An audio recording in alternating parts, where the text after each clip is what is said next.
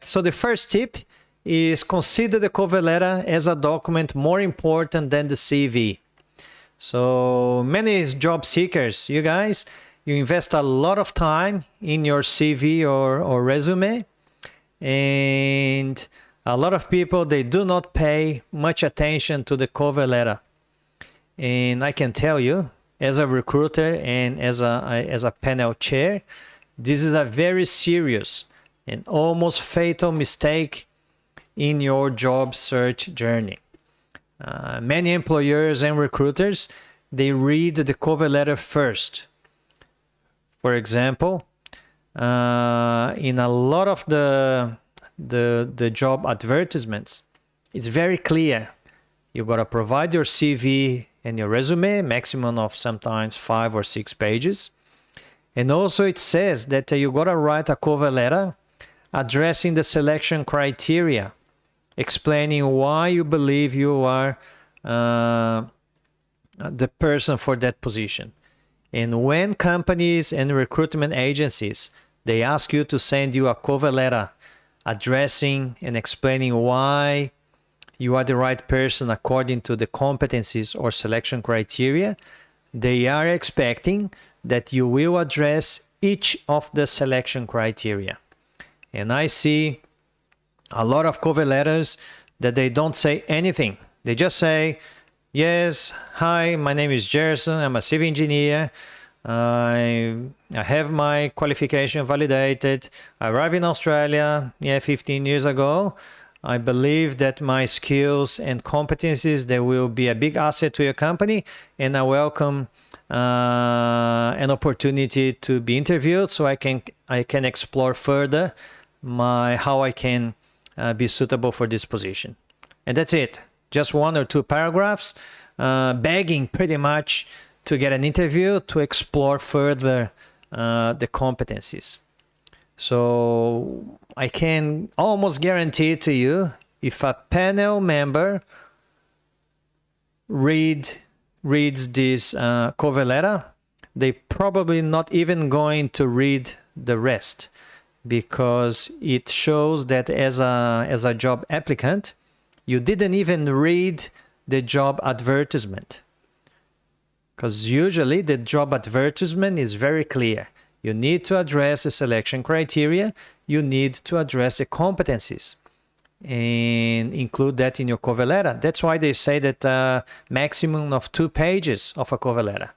If recruitment companies or agencies or panel members, they're just expecting 1 or 2 paragraphs, they wouldn't really put a limit of 2 pages. So it's got 2 pages limit because they expect you to write in your cover letter why you are the suitable candidate, addressing those competencies. So please make sure that when you write your cover letter, you read the job advertisement very well and check what is the selection criteria or the competencies. And you gotta give examples for each of the competencies. Don't forget that. Especially when recruitment companies or panel members, they receive lots of applications. Nowadays, unfortunately, the market is not very good, and there's lots of engineers in the market. So when you advertise a position, you usually get 30, 40, 50, 60. Late last year, we recruited a fairly senior project manager, and we ended up getting 70 applicants, 70 applicants. So panel members, when we analyze applications, those that don't really have a good application, we don't really spend a lot of time, because certainly we will have, out of 70 applicants, we'll have at least 20 that they will have a good application. So the other 50 that they don't really have good application, we don't even read the CV if the cover letter is not good. So majority of companies, they read the cover letter. If the cover letter is good, then we look with more attention the CV. Because CV also, and that's tip number 2, you need to customize your curriculum and you need to customize your cover letter. It's a big mistake that job applicants, they use the same CV template and content for all vacancies that are applied. So, and I've seen many people that they came to me and say, "Oh, Gerson, I don't know why nobody called me. I've sent 500 CVs." Oh, all right, so you probably had a lot of time to kind of prepare 500 CVs. No, I just prepare one, and I pay the company, and the company sent my CV to 500 vacancies. And then I said, "Oh, well, there's no surprise why you didn't really get a phone call, because recruitment agencies and panel members, they can easily identify when a CV is just a generic CV and it's sent to every single job application. So the CV must be personalized and customized for each vacancy that you're going to be fighting for. So obviously, you're not going to make up or tell lies about your experience and skills. You're certainly just going to apply for those jobs that you have skills and competencies and examples of something that you did already, so it increases your chance to get at least an interview. So what does it mean, Gerson? For example, I'm a civil engineer, and I have, because of I've got a lot of experience. I've got experience in structures. I've got experience in roads. I've got experience in residential buildings. I've got experience in industrial buildings, in commercial buildings. I've got experience in consulting. So my resume is not going to have all of these experiences. I might put where I worked, but I'm going to look at, if I'm going to apply for a new job, if, for example, if the job is about structures, I'm going to emphasize the experience and the results and the outcomes that I had when I was doing structural work.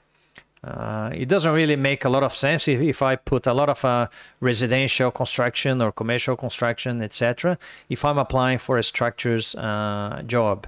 So, and that's what a lot of people, they do.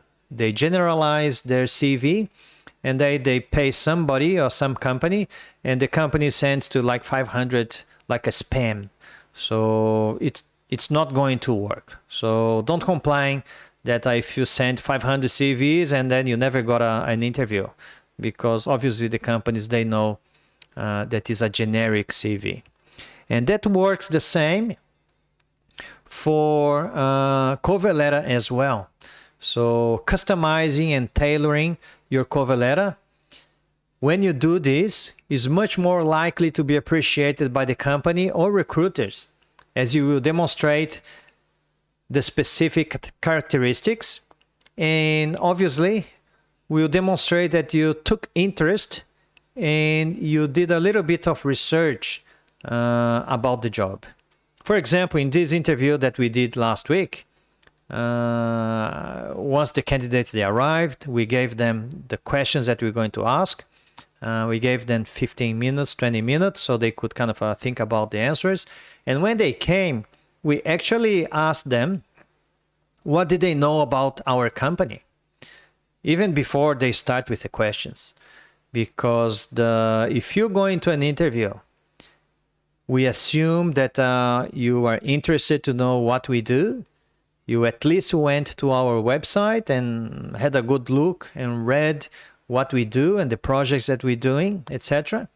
And the industry that we work for, how big the company is, and, you know, tell us about our company. That shows that you have interest in working for us. And I can tell you, half of the candidates, they kind of guessed what we do. They didn't really know a lot of details.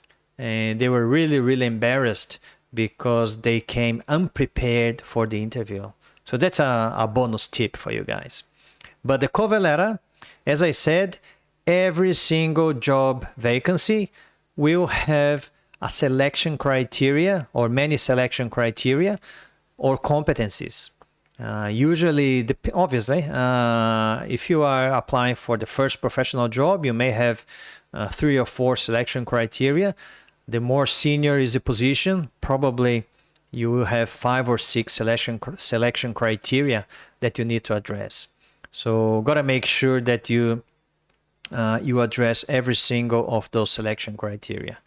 It's a very common mistake for a lot of job applicants that you use a generic cover letter containing only personal and professional characteristics without considering each characteristic of each job vacancy.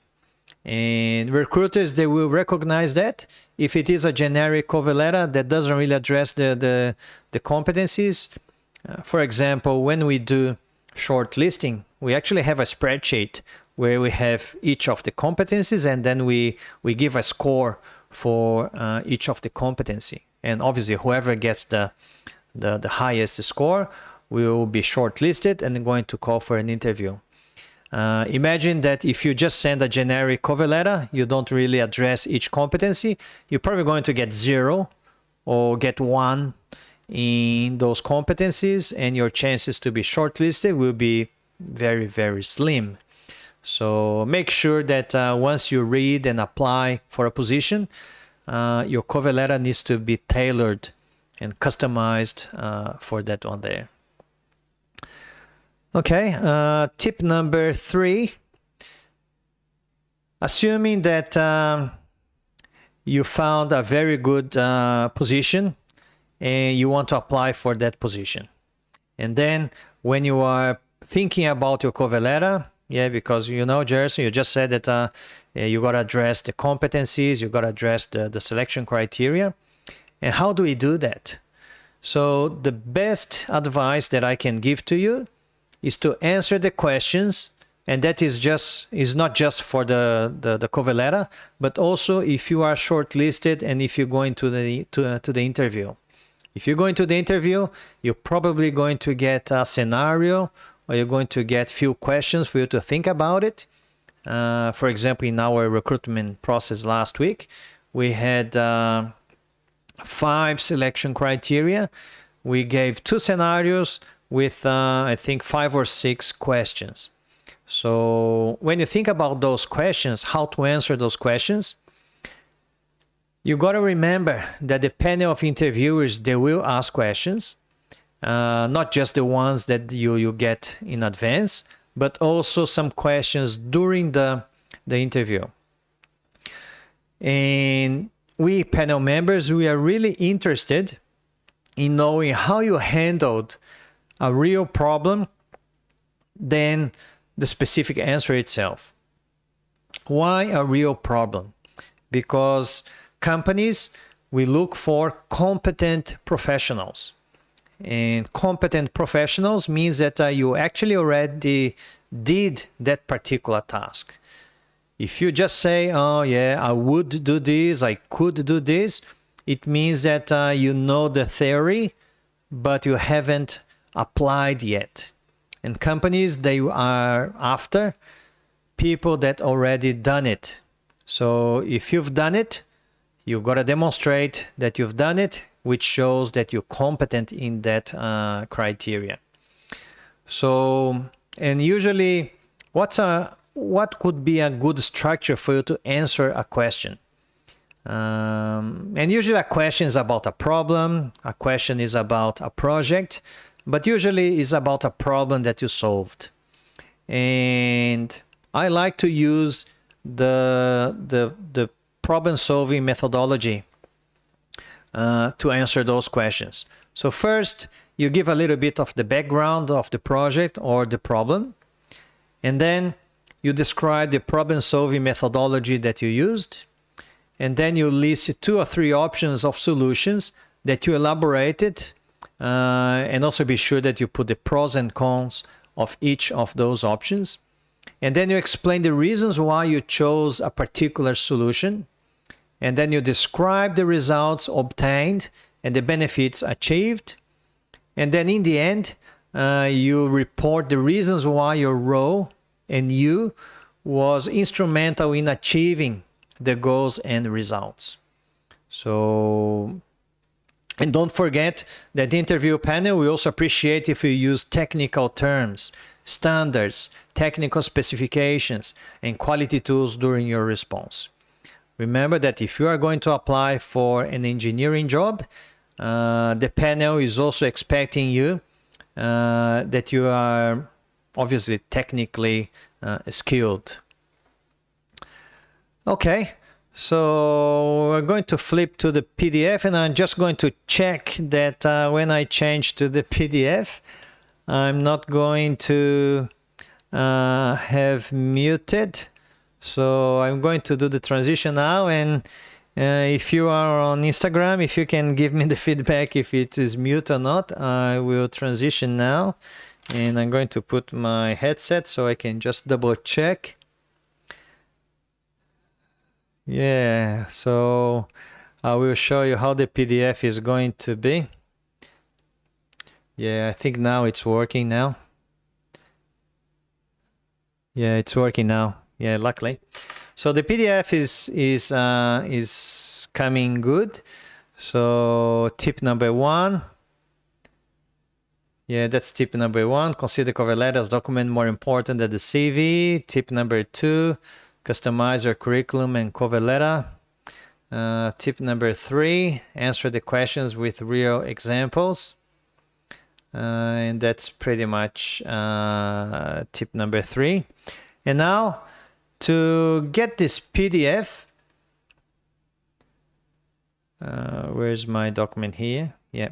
So to get this PDF, we'll do a little bit of interaction. So what I'll ask you guys to do, if you can, I'm going to create this PDF. Obviously, it's a Word document still.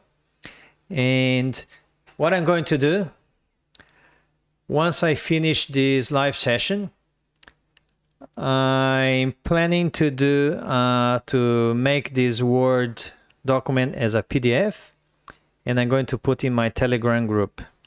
So what you need to do is I'm actually going to take a picture of this, of my screen.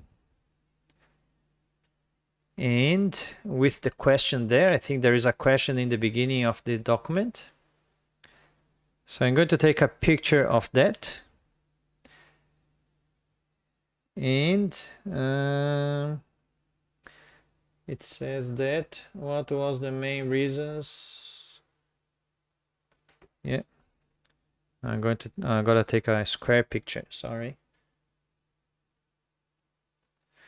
So I'm going to do a quick post in my Instagram with that picture that I just took, and I'm going to put that seven tips to get a professional job in Australia. Okay, share. All right, so I just shared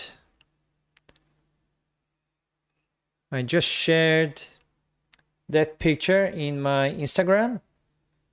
It's there. And there's a question there. What was the main message you learned tonight? So that's a question that I would like you guys to, one, like the picture, and then in the comments, if I have comments answering those questions, so you gotta stay with me until the end. What was the main message you learned tonight about those tips to improve your chances to get a professional job in Australia? If you can put in the comments, then I will make this PDF and I'm going to post in my Telegram group with a password. So the password I'm going to release during the live session. Okay, so let's keep going to tip number 4. And the first half of the password is going to be negative. So I'm going to put here, so negative, I'm going to put in Facebook, all in small caps. I'm going to put in YouTube, Those on Instagram is just going to be negative. So all in small caps. That's the first half of the password. The second half I'm going to tell during the live session. Okay, so go back to myself in the camera there. Tip number 4. You got to be very clear when you're addressing the competencies or selection criteria. So I mentioned about that the cover letter needs to address the selection criteria or competencies and use real examples. But how you do that? You got to be very, very clear and very, very, how can I say, explicit. So most job vacancies for engineers or project managers, they contain the words like key competencies or selection criteria as a merit evaluation criteria, as we kind of discussed in tip number 3, those questions there. So it is very important that in your cover letter, you are very specific and write addressing each selection criteria or competency. A lot of candidates, they mix everything in the body of the letter. They don't really separate. They don't really split the examples to each selection criteria, and that confuses the panel. You got to remember, the poor panel member, like myself last week, I had 35 applications to read. I think we're 200 and something pages. So when I look 200 and something pages, I just think, well, I've got my spreadsheet here that I'm selecting and scoring. If the application is a mess, I'm not going to spend a lot of time in sorting out, because the job advertisement was very clear that you needed to write a cover letter addressing each of the selection criteria. And if the candidate doesn't read even the job advertisement and didn't pay attention that the cover letter needs to address each of the selection criteria, so if the candidate wasn't interested, so why should the panel be interested? If you have 35 or 40 or 50 or even 70 like I had last year, why would I bother to spend a lot of time trying to find the information? If the candidate didn't put effort, if the candidate didn't spend time to write a good application, why should the panel member spend time? It's going to be just a waste of time. So, and that's what happens when the market is not good. Because there's lots of candidates in the market. So if you really want to improve your chances to at least be shortlisted, your application needs to be really, really good. So for example, and I'm going to give you a practical example, how you should address a selection criteria. An example of if I read this in your cover letter addressing that selection criteria, as a panel member, I will think, wow, this application worthwhile reading because a candidate is addressing the selection criteria. So, for example, let's assume that one of the selection criteria is engineering knowledge. So the candidate, you, should give an example of what was the engineering problem faced. What was the problem-solving method that you used? And what were the strengths and weaknesses of the solution options, the pros and cons? And which option was chosen and why? And what were the results achieved? And finally, what was your role for this result? So if you can explain that selection criteria, all of these factors, when the panel member, if I read that a selection criteria was addressed in this way, I will think to myself, well, this application I will read until the end, because the candidate thought about how to address the competencies, the candidate used a real example, The candidate is showing competency because the candidate had the knowledge and the candidate had applied that knowledge. So if you do this, if you have 5 selection criteria, then maybe, I don't know if I can do that. I don't know if it's going to mess up. But what I could do live now, if you want to. I could try to find a job advertisement of an engineer here, for example, in seek.com. And then perhaps if you guys want, I could share then my screen and we could see some of the selection criteria. And we could have a little bit of discussion if you want. So if you want that, put in the comments. If you put yes, I'll do it. If not, if you put no, then I won't do it. And if you don't really say anything, I'll take that as a no, and then I won't do it. I will find here.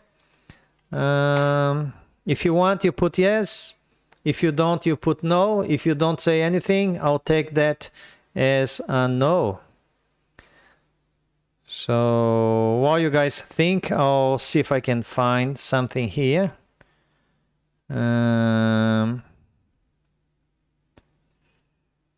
Let's say here, a good one. I'll see if I can get a graduate engineer, because obviously we're talking about the first professional job. So let's see if I can find one that there is a position description. This doesn't have position description. Graduate mechanical engineer. There's no position description. No. Graduate structural engineer. Oh, people don't put the job description. Graduate site engineer.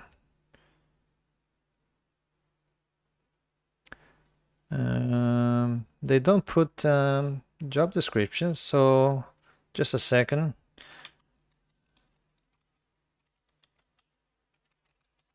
All right, I'll see if I can find a position description here, because it's really important to have the position description. So let's say engineer,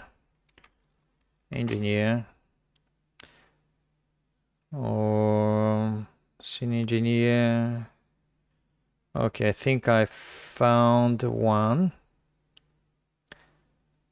Where's the position description there? Yeah, there is role description. Ivinha said yes. Who else said yes? Anybody wants to see that? Electrical engineer jobs have job description. Did you see in Seek or Indeed, or where did you see? I found, well, I found one here for a civil engineer. And there are some role occupational capabilities. Seek, all right, oh, have a look, Iago. So seek.com.au. You said electrical engineer. Let's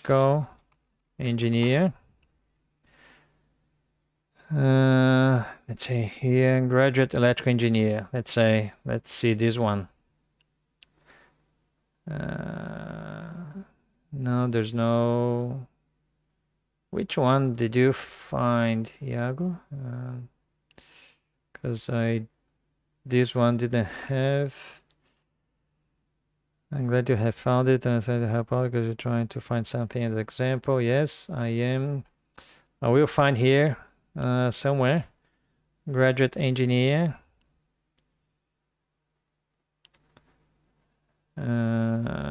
Please click here. Well, I'll use this one for the civil engineer that I found. I will share my I will share my screen. So where's that role description?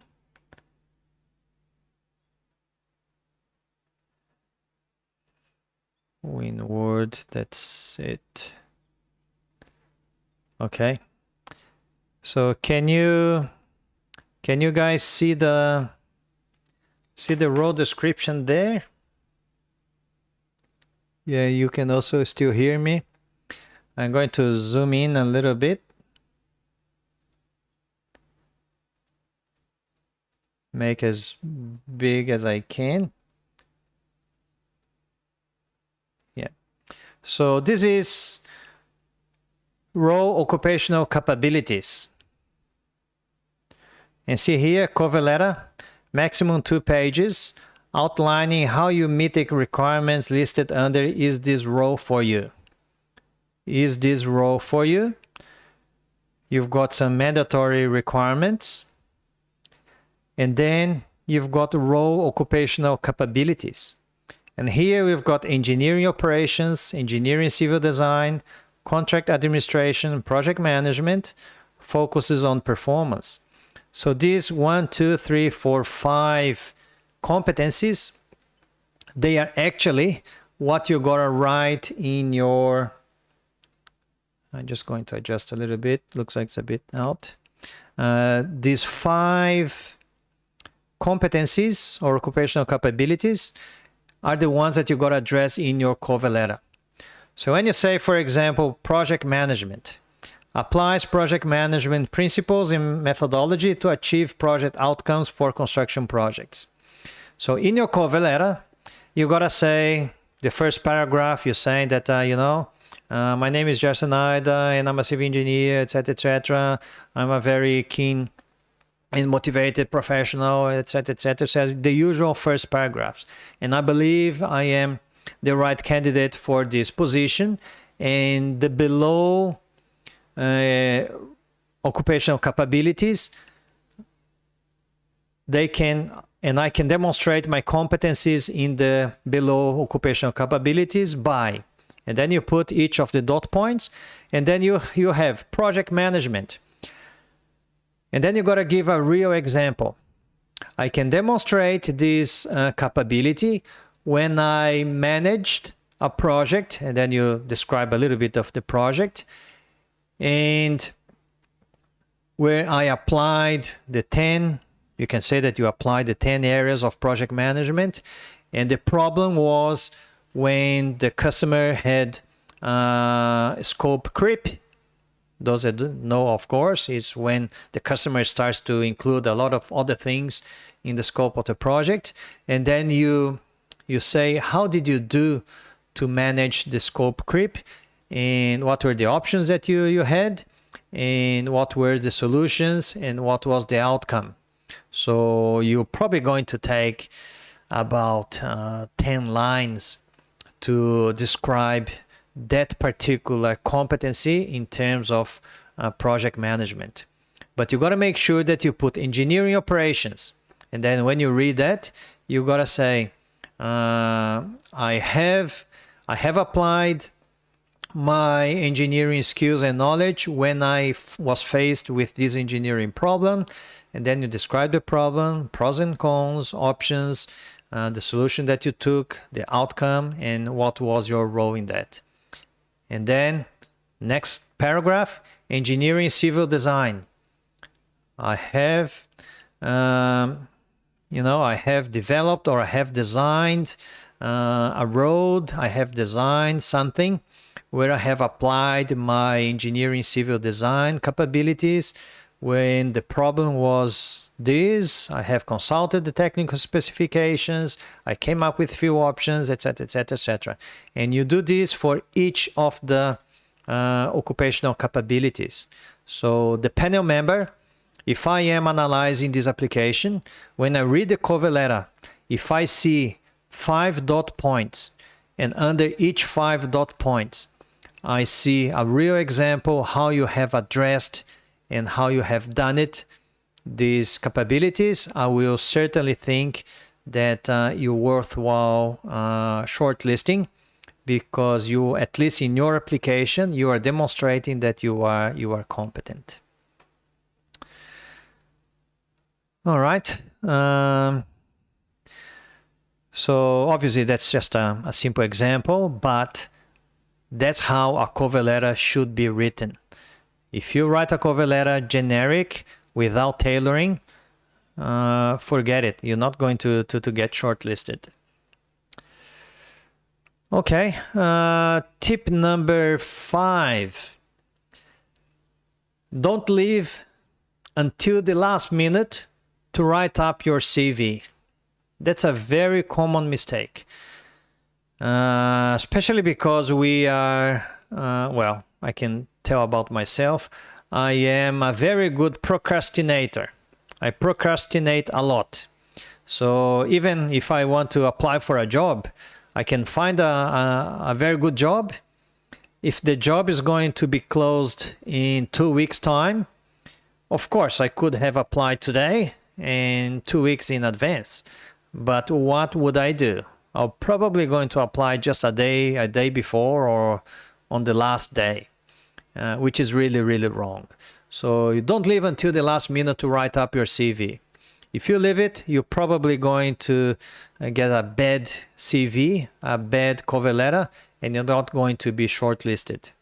So your CV should be written with a lot of planning and research. And that's why it's important to tailor and to customize your CV. You gotta take time to research the company, the industry in which the job is inserted. You gotta talk to the recruiter, give the recruiter a call and ask a few questions about the job. Sometimes the recruiters, they're not really going to disclose the company name. Sometimes you know already what the company is, but try to get more information about the job. Try to see if you can extract from the recruitment agency what's the expectation that the company has from the successful candidate. If you do this, obviously you are doing your research, and when you're putting together your CV and your cover letter, you will be able to address a more personal, to add more personal flavor in your CV and in your cover letter. And this time spent will serve as a basis for customizing your CV, and will make the recruitment panel members interested and impressed by the quality of information contained in your CV. As I mentioned before, last week, the first question that we asked to the candidates was, what can you tell us about our company? It's a question that came from left field. The candidates were probably not expecting that. One candidate had a very good answer. External candidate. There were 2 internal candidates. Obviously, those internal candidates, they knew what the company was about. But we had few external candidates, and the one external candidate had a very good answer for that question. So you got to remember that nowadays we've got Facebook, we've got LinkedIn.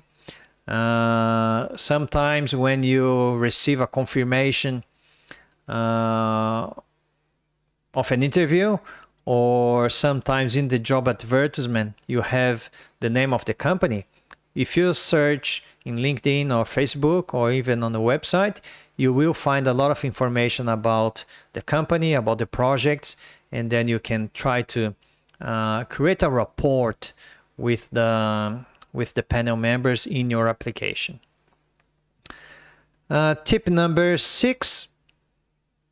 And if you have any question, guys, please send in the comments, and I will be more than happy to answer if I know the answer.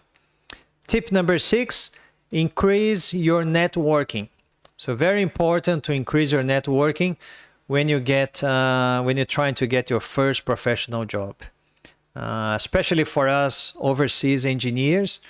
I come from Brazil. I came from Brazil back in 2005, and at that time didn't really have a lot of social media. Networking was pretty much at school and in some organizations that I was trying to be part of. Obviously, Engineers Australia, Australian Institute of Project Managers, and other professional entities. So network is vital for you to get noticed. Nowadays with COVID, it's a little bit more difficult. Here in Queensland, the events now, they kind of are going back to face and online altogether. But unfortunately, in some parts of Australia, it's still the face-to-face interaction is not possible at the moment, which makes it a little bit more difficult for you to build up a good networking. But networking is certainly important. It's really important to know who is who in the zoo. Networking elevates your profile, and obviously you make connections. So, and apart from obviously building up your network, every time that you participate in events, you also adding to your CPD, your continuing professional development, which is going to be important for your validation process. Another opportunity for networking is obviously those specific groups in Facebook, in obviously LinkedIn, and also if you're part of my Telegram group, Engineering Qualification Validation, our tribe has more than 810 members. So I usually, when I have knowledge of positions or job vacancies, I put in the group as well. Again, if you want to be part of the group, it's a free group. You can go to the link that is in the comments in Facebook and YouTube. Or if you are watching on Instagram, you can go to my bio. There's a link there. Once you click on the link, it will open up a few buttons. One of the buttons is to be part of the Telegram group. Just need to make sure that you download the app first. And tip number 7. Tip number 7 is to validate your engineering qualification. I see sometimes in the group that people say that to work as an engineer, you don't need to validate your engineering qualification, and that's not wrong. In some states here in Australia, for you to work as an engineer, you don't need to validate your engineering qualification. The engineering qualification or the engineering profession, it's not, how can I say, it's not regulated in all states in Australia. Queensland is the only state nowadays that the profession of engineer is regulated, and it's mandatory for you to be registered to provide a professional engineering service. You don't need to be registered if you are directly supervised by a registered engineer or if you are following a prescriptive procedure. But other than that, if you are providing professional engineering services, you need to be registered with the Board of Professional Engineers of Queensland. If not, you could be prosecuted as a criminal offense. New South Wales and Victoria, last year they approved legislation in their parliament, and from 1 July this year, they're going to establish registration process in New South Wales and in Victoria. So you need to be registered there. There will be a transition time between now and I think 2023, but in the near future you will need to be registered. And why do I say that it's important for you to get your first professional job to be validated as an engineer? Just seeing that Beto joined us in Instagram. Beto is a very old friend of mine in Brazil, from Barra do Saí. Tudo bem, Beto? Tudo jóia? Obrigado aí por participar aí. And Beto, he lives in a paradise, in a very, very beautiful beach in Paraná State, which is called Barra do Saí. Thanks, Beto. So why do I say that it's a point of difference for you to validate your engineering qualification? It's because, as I mentioned before, when we advertise a position to recruit an engineer, we receive a lot of applications. We receive 30, 40, 50, 60, 70 applications of engineers. And as a company and as a recruitment person, when I see that many numbers of applications, those that are not validated, we score very, very low, because especially here in Queensland, you have to be registered to provide engineering services. And that means that if you're not registered, I gotta have somebody to directly supervise you. And if it is a small company, for example, you will probably could be the only engineer in the company. And then the company doesn't have another engineer to supervise you. You will be the engineer. You will be the engineer that will sign everything. And if you're not validated, if you're not registered, obviously you're not meeting the criteria. I think even in this application, in this application here, I'll go back to the Word document. Not the PDF, but it's going to be this one. Have a look here. That application that we just talked about for that civil engineer. Mandatory requirements. That's mandatory, which means if you don't really have that, you're not going to be considered. A 4-year Washington Accord accredited Bachelor of Engineering Civil or equivalence, which is accepted by Engineers Australia against Washington Accord benchmarks. So obviously, Washington Accord is for professional engineers according to the International Engineering Alliance. So those ones that they have Washington Accord is good, but those ones that they don't, they gotta be validated under the CDR application, the Competency Demonstration Report, and be validated as a professional engineer by Engineers Australia. So it means that for this position here, if you are not validated, it's mandatory requirement. If you're not validated, you're not going to be even considered. So you're going to be discarded straight away. So certainly, being validated can be the point of difference.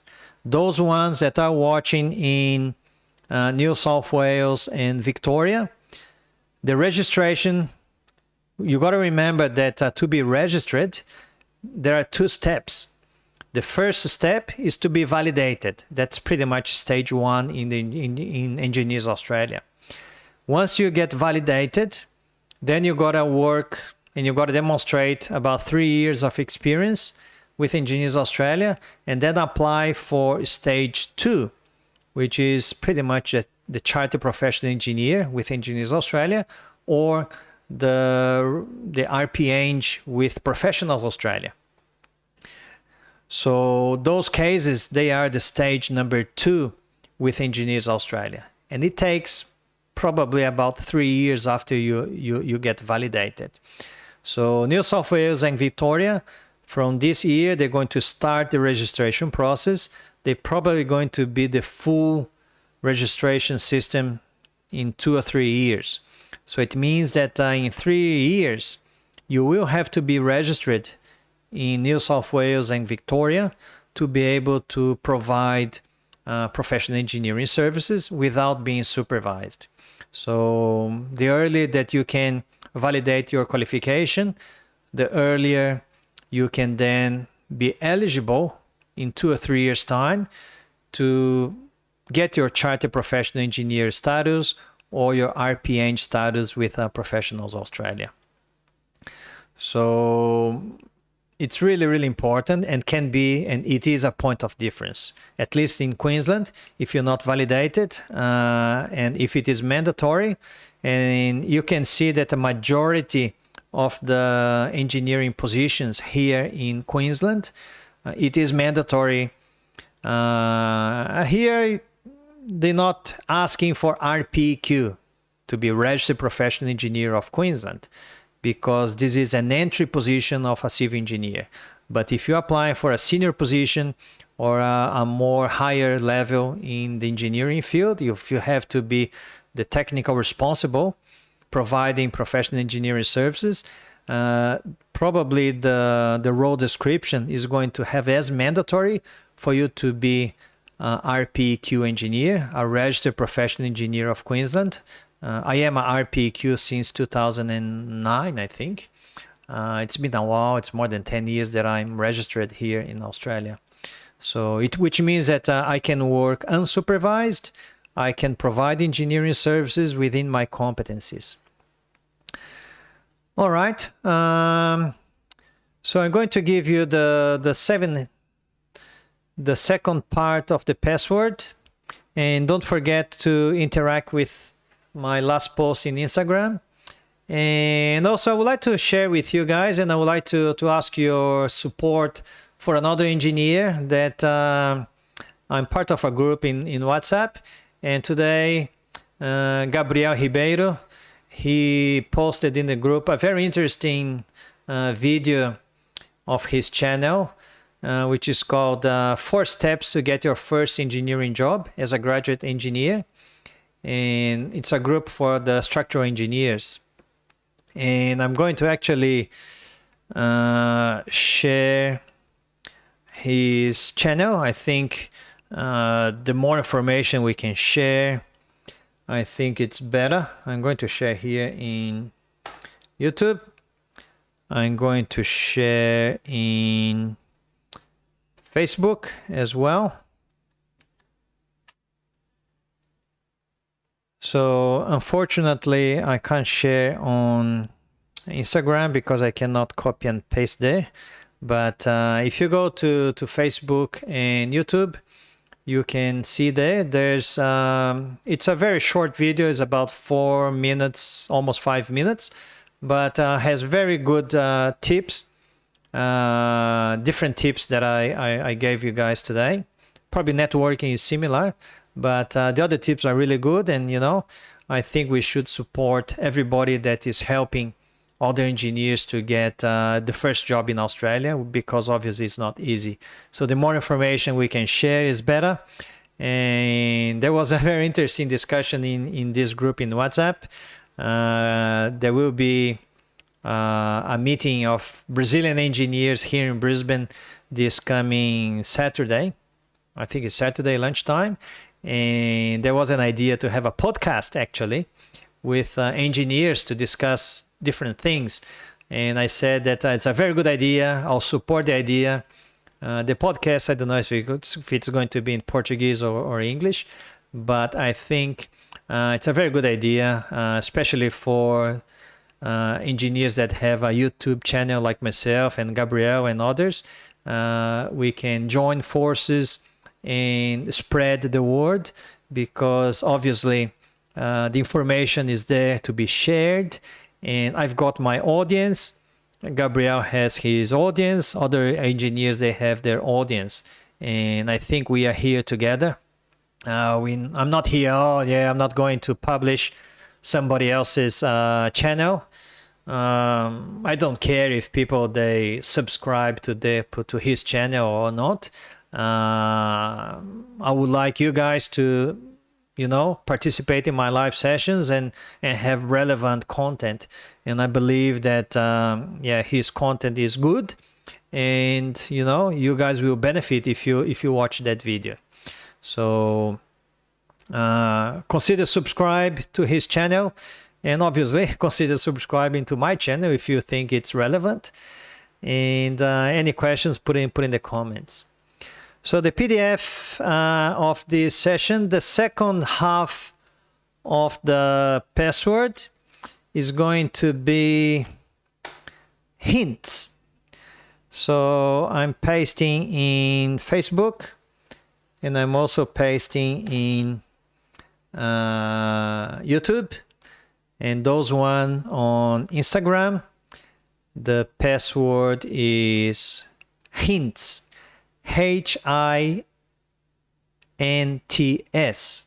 So that's the second half of the password. So the PDF that I'm going to put in Telegram is going to be protected by a password, and you just gotta put the first half and the second half together, and it will unlock the password. If you join now and you haven't seen the first password, you gotta watch the whole live session to find the first half of the password.